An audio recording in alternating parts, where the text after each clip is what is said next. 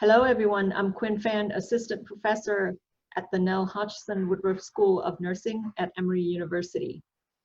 Hello, my name is Helen Baker, and I'm an assistant professor at the Nell Hodgson Woodruff School of Nursing at Emory University here in Atlanta. And I'm Kate Pfeiffer. I'm an advanced practice psychiatric nurse, and I'm a clinical instructor here at the School of Nursing. The Nell Hodgson Woodruff School of Nursing has a vision to transform education in nursing and push healthcare innovation through the lens of social responsibility in collaboration with the local and global community.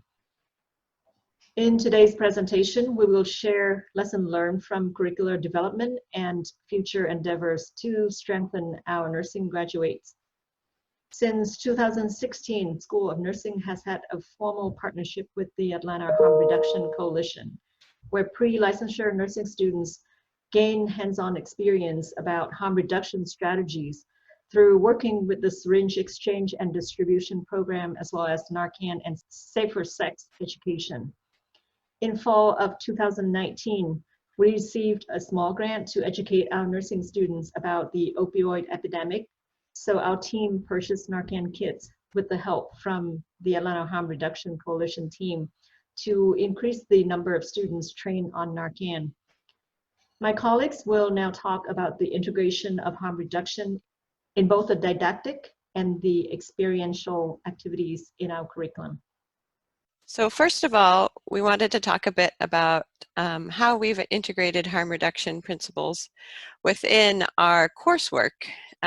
So we try to integrate it within all the semesters, sort of adding on to the topic as the semesters go on. The whole nursing school runs on a 4-semester system for pre-licensure nurses. So those are nurses who will go on to take a test called the NCLEX. But we also have a class that's open to post-licensure nurses, and those are nurses who go on to do a graduate degree to become nurse practitioners or other types of advanced practice nurses. So the first course that we introduce the concepts of harm reduction is within a first semester course called Bioethics and Social Responsibility. And in this course, the students have to do 25 hours of clinical service. And so far, 14 students have been assigned to work with the Atlanta Harm Reduction Coalition on various activities. And so they spend time with the Atlanta Harm Reduction Coalition and learn the principles of harm reduction, have to reflect on how they use these principles within their nursing career. And then also within the class, we integrate some values clarification activities, which I'll talk about on the next slide, to allow the students to really think about where they stand on different issues, since harm reduction can often be quite a challenging issue for people to grasp if they haven't been exposed to it before, or if they have really negative connotations towards harm reduction principles. So it's a place to allow them to have a safe space to think about these principles before they get out into the role as a nurse. And then within the population health course, it's included as part of a lecture on public health principles. And so they get it again. So they sort of thought about their values around harm reduction, and then they get more theoretical how harm reduction can contribute to public health and how important it is as a public health measure to keep people as healthy as possible at the population level. And then within the mental health course on the 3rd semester, we've changed the way that we teach about substance use. And so that when we talk about treatment options, the treatment option isn't just that you have to stop using, it also includes some harm reduction principles. And then finally, we started a substance use and health elective that is open to anyone in the university. So while it's taught by nurses, we get people from all over the university as well as all over the Atlanta community and the Georgia community to really focus on substance use. So we had speakers from the Atlanta Harm Reduction Coalition. We had speakers from other community partners that we'll talk about later in the presentation, and that we're so grateful to have these community partners to be able to really develop what's important on the ground and in the community around harm reduction. I'm just going to read one quote from a student. So they said, after working with AHARC, they said, learning about safe needle site injection was probably the topic that surprised me the most. I never knew that it was an option, and I think it's a great in adding in harm reduction. So a lot of students didn't even know any harm reduction principles before they started some of these courses. So it allows them to know these principles. So when they're working with people, you know, across the community spectrum in the hospitals, in discharge settings, they'll be able to know that harm reduction principles exist, and you know that scientifically that they work to keep people safe. So here are some examples of some values clarifications we did around harm reduction and mental health. So the one on the left is one that we do as part of the bioethics course, and so it has a number of really sort of hot topics that people argue about, and so the students have to choose if they strongly disagree, agree, or strongly agree about the statement. And for the elective, we also did a values clarification, but made it specific to drug-related stigma and harm reduction principles. And if you're interested in getting a copy of these, we're happy to provide them. So in addition to the coursework that sort of are integrated within the curriculum, we also have some immersion opportunities. So within the nursing school, we have a center called the Lillian Carter Center for Global Health and Social Responsibility. And within the center, we allow the opportunity for all students to be able to participate in what we call immersion experiences. And that's a time when a student can go and usually it's sometimes in Atlanta and sometimes outside of Atlanta, and they can really learn about a particular population in a certain area in a really intense way. So we usually do it during breaks, and they're allowed to spend the whole spring break or some of winter break, or we take some time off in June and experience working with that population in a much deeper way. So in 2019, we created a new immersion working with the Indian Health Service in rural Northern California. And that we started that whole immersion experience at the harm reduction organization in Sacramento, and then continued to talk about how harm reduction was integrated within the treatment modalities within this Indian Health Service clinic that provides medication-assisted recovery. And now I'm going to pass it over to Kate Pfeiffer to talk more about our new immersion within Atlanta and Greater Georgia. Thanks. Thanks, Helen. So in 2019, based on student feedback and a desire to continue to expand these topics that we've begun to include across our curriculum, we wanted to also expand our immersion opportunities for some more local partnerships, not only to get to know our community partners and enhance our bi-directional partnerships there so that we could be enriched by our partners and also contribute to our community, but provide local immersion opportunities for students who may need to stay in the local Georgia or Atlanta area. And so with that in mind, we expanded our partnerships to include a new immersion site that we launched in January 2020, focusing on substance use disorders, treatment modalities, and disparities in care across Georgia.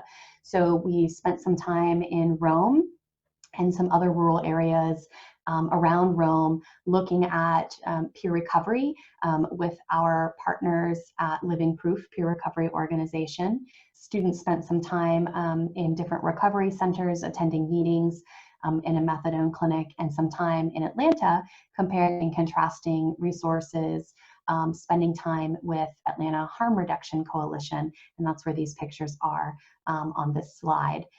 So we were able to look at the very sort of local granular level with regards to what's happening in our community, sort of in our own backyard with regards to access and disparities to access and standards of care and approaches to harm reduction in and across Georgia. When we submitted to present this topic, we had been in almost continuous communication with our community partners as we had just completed our Atlanta, Georgia immersion. And our hope was that we could invite our community partners to participate in this presentation with us. I think it would be infinitely more rich if we had, but we sort of lost our way due to COVID. And so we hope to do this justice because they aren't presenting with us. We wanted to say that in our sort of last minute throwing together of these slides and with the time we've had to process, that the development of the coursework that we have built and the immersion opportunities would not have happened without our community partners leading the way. In developing our partnerships with Living Proof in Rome, with Atlanta Harm Reduction Coalition, helping us to grow the work that we have had since they're our longest running partner, and working also with Georgia Overdose Prevention, who've provided countless Narcan trainings across all of these classes and immersions. And then with Georgia Council on Substance Abuse, giving us guidance, opportunities for advocacy, and opportunities to engage in the peer recovery community, have really created these courses and made the curricula what it is. So we are deeply thankful because these partners were really essential. They taught us sort of best practices within the recovery community beyond the scope of traditional nursing bedside practice. They helped us to identify gaps in our curricula and important areas for teaching and learning in recovery frameworks, particularly important as the peer recovery movement grows and becomes a more essential part of sort of what is considered harm reduction, but also treatment, and changing the way we view traditional substance use treatment also needs to find its way into the classroom. And we just can't do that without our community partners doing the work, guiding us. So they taught us about recovery frameworks and harm reduction frameworks locally in the community. They recommended learning experiences for our students, learning opportunities, and they taught classes for us.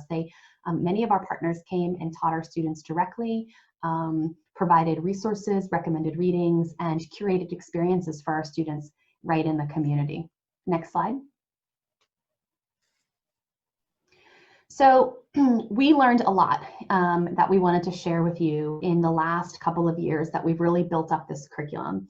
Students report sort of overwhelmingly high learning value to this content. They love it. We've gotten really good feedback. Many of our opportunities are self-selected for deeper understanding. So our elective, our immersions are all self-selected by students who have an interest in learning more.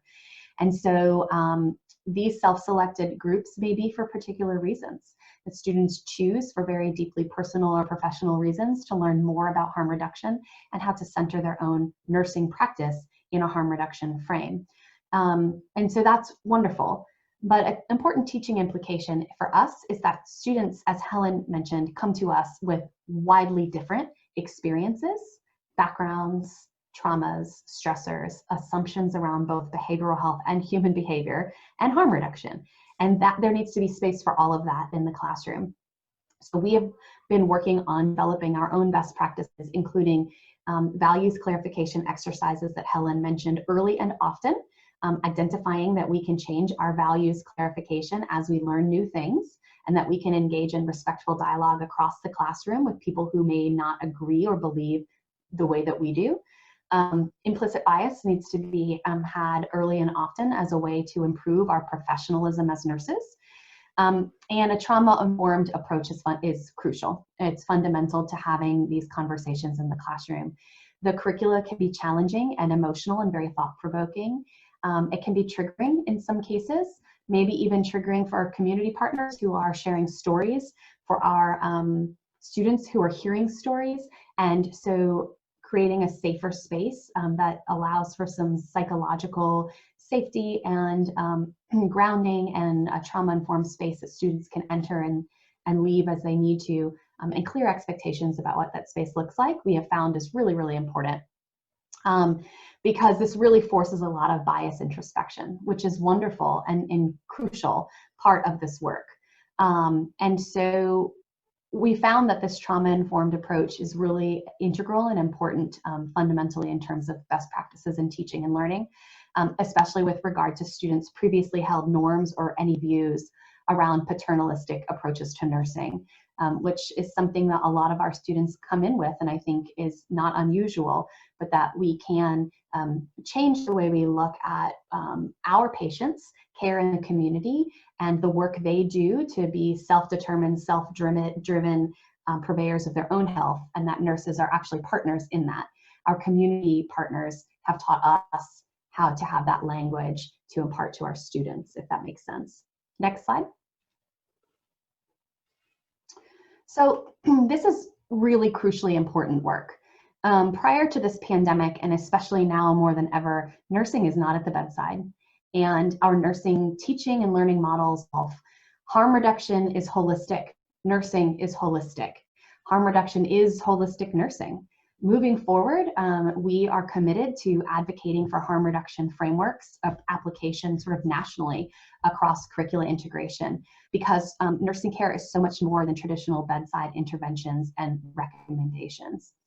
True holistic harm reduction nursing practice means understanding the social, political, and economic determinants of health.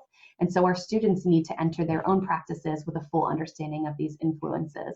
So we're really dedicated to improving the work that we're doing with our community partners so that we can keep pace in order to provide truly up-to-date, comprehensive, compassionate, patient-centered care, which means knowing what is happening in our communities at the time we are teaching to stay relevant and keep pace.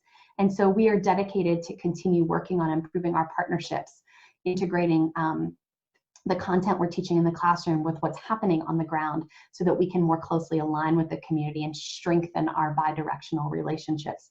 Like I said, we truly couldn't do this work without our partners. And in closing, I just wanted to share a few reflections, a couple of student reflections from some of the assignments we had given, and these are across multiple courses. And we just will let you take a minute to read some of the things that our students reflected on. They found a lot of this work to be very meaningful and profound. In fact, many attested to the fact that this would change the lens through which they practice, which is one of our goals. And I think it's really meaningful to watch our students learn that healthcare providers, the bottom quote, can work with people in recovery by giving them space to heal, space to listen, space to allow their own power, and understanding the role that harm reduction plays in that. Thank you so much for your time and your attention, and we look forward to spending more time in this space and learning from you all and continuing to improve this work.